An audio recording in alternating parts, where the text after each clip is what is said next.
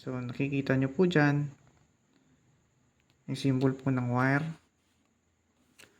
Ito po yung bulb.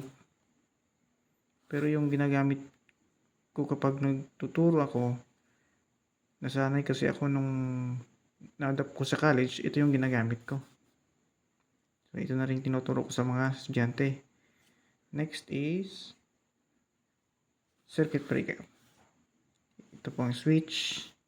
Ito po symbol ng 1-gang switch, line connected, at saka line not connected.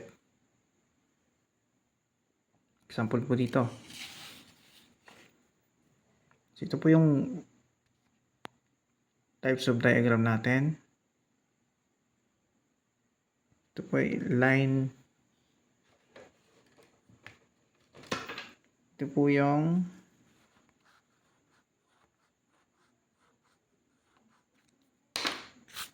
line diagram natin.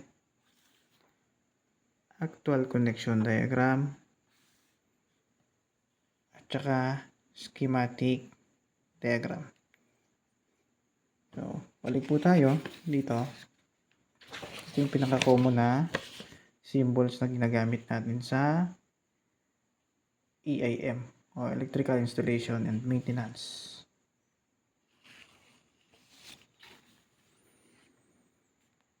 So, ulitin po natin. Meron tayong tatlong diagram. Line diagram, actual connection, at saka yung schematic diagram.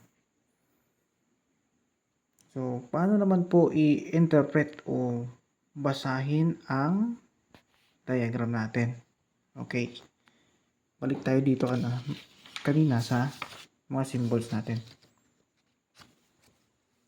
So, bawat guhit o linya dito po sa drawing po natin ay ang linya po dyan ay nagre-represent ng wire. So, kapag idudugtong natin o i-connect natin yung mga bawat pyesa or symbol. So, ito po. Line 1 at saka line 2.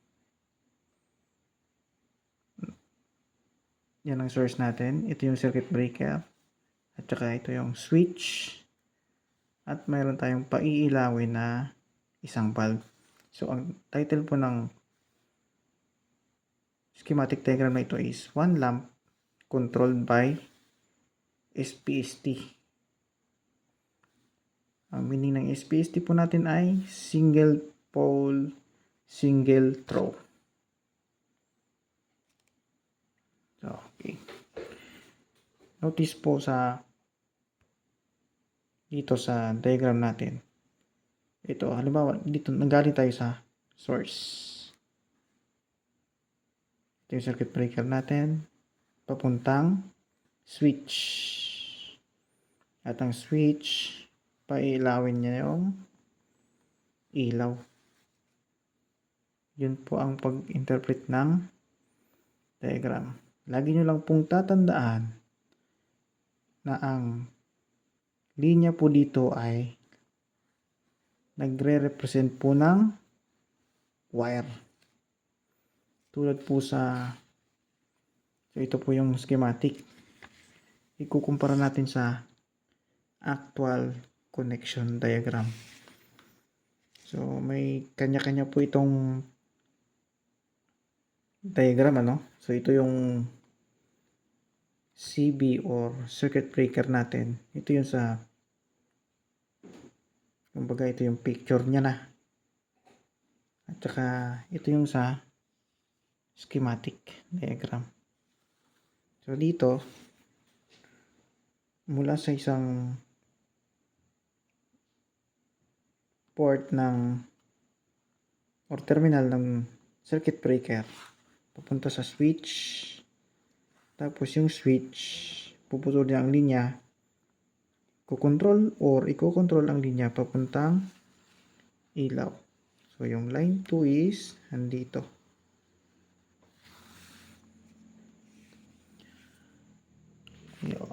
Take note pala. So, ito, ang laging puputulin ng switch ay yung line 1. So, ito po yung line 2. Take note po yan ha. Ang laging puputulin ng switch ay ang line 1. Kapag ang connection po natin ay line to neutral, ang line po ang puputulin ng switch.